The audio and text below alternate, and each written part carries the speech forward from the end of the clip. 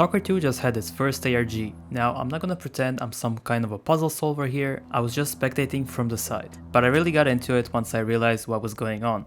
Now, I never even heard of an ARG before, but it's basically an alternate reality game, and that is when devs hide puzzles and clues across trailers, files, and inside the game world, and the community works together to solve them.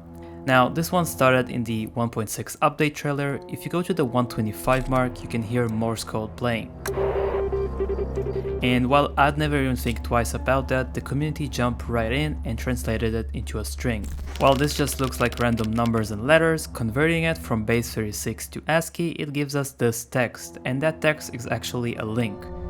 That link led to an image containing strange color shapes. From there, converting those shapes into hex codes, basically you pick a color and each color has a code.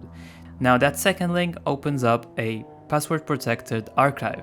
The file name of that archive contained a long code which then revealed this Ukrainian text along with some numbers and letters. In English, that would be "near the soldier." And sure enough, in Rostock near a soldier monument, players found a car with the exact same license plate, and inside was a key. And the password for the archive was on that key. And that's where things started to get really interesting. So that archive actually contained 3 documents. 2 of them were readable and a handwritten note. Contained strange symbols and code, all mentioning a strange signal or transmission.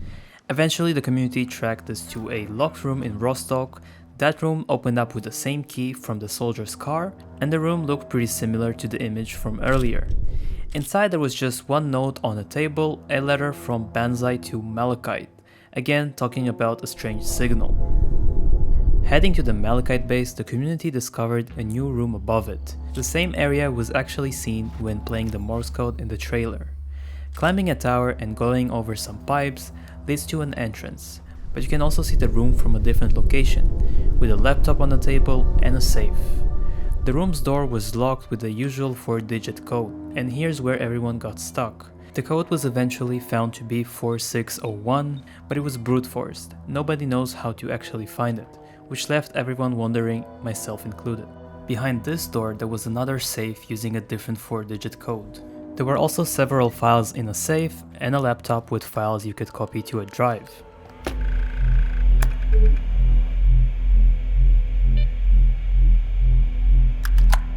Sometimes later, somehow, in a small house in the middle of nowhere, west of Malachite, players found a small open cabinet with a drive inside. How exactly players found it remains a mystery. The device contained a very strange noise. One player was able to decode it using an SSTV signal, which was wild to me because I never heard of any of this before. The decoding revealed an image, part of a map showing a pipe entrance in Yantar and a code for a safe. Following this path leads you to 2 PDAs with logs from someone named Wrench and Pickaxe, again mentioning strange signals and the NK4 research group. One of them ends the conversation with getting shot. Hey, what the hell? Drop the gun! Drop! Now that the safe can be unlocked, we find a Dnipro and a liquid rock artifact, as well as previously we got attachments from Yantar, so here are things starting to sort of align. It is worth mentioning that some players actually started from the entrance, and it left them pretty confused. The way they found it was either by chance, just by playing the game, or just by finding the drive earlier, which made part of the puzzle feel out of order and confusing. And that is where things stand. Nobody yet knows where the code of Malachite door comes from or what the Yantar part truly means. Progress has been stalled, and at this point it was still unfolding.